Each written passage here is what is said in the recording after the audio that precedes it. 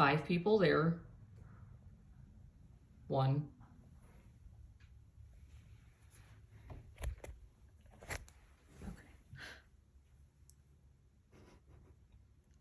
On a regular weekday in 2017, I was at work at the Oak Lawn Police Department, and I was on the floor, and I got a call from my children's daycare, which is in Shanahan, which is quite a ways away from Oak Lawn where I work at.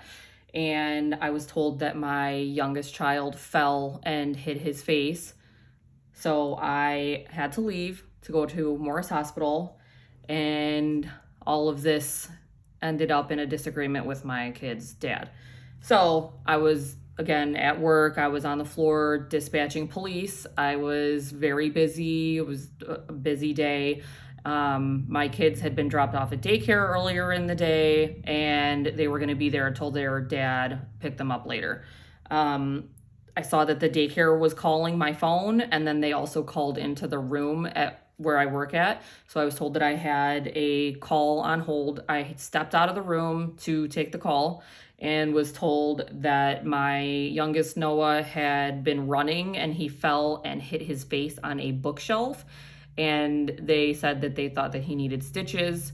So I immediately left work, but because I was so far away, I called his dad, who was at our house in Shanahan, and instead of picking him up, he decided to leave the house to go do something else, which I'm still not sure what he did. And he told me to go to Walgreens to get skin glue for a replacement for stitches. I then called my sister, who was living with me at the time, and she was able to go pick up Noah, and she took him to the hospital. So I ended up meeting her there. She was in the emergency room with him, and they were already in a room, but they waited until I got there to do anything. And when I did get there, he had a really big gash on his eyebrow, like in his eyebrow, but you could see down like almost to the bone. It was really a big cut.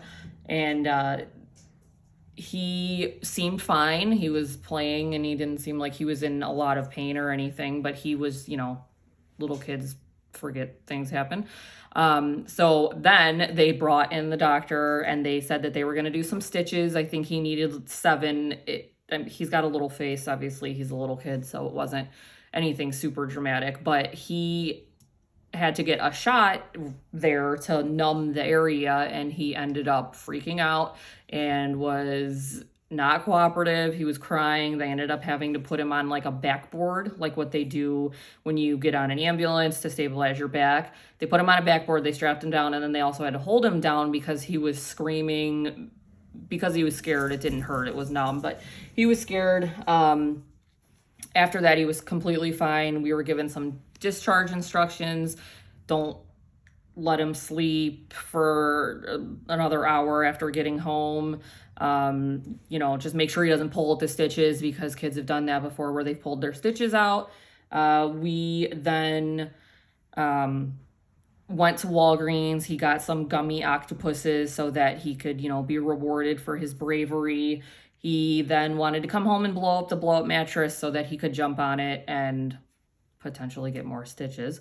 When his stitches were taken out a couple days later, he was completely fine. There was no screaming, no issues at all. He has a scar there now.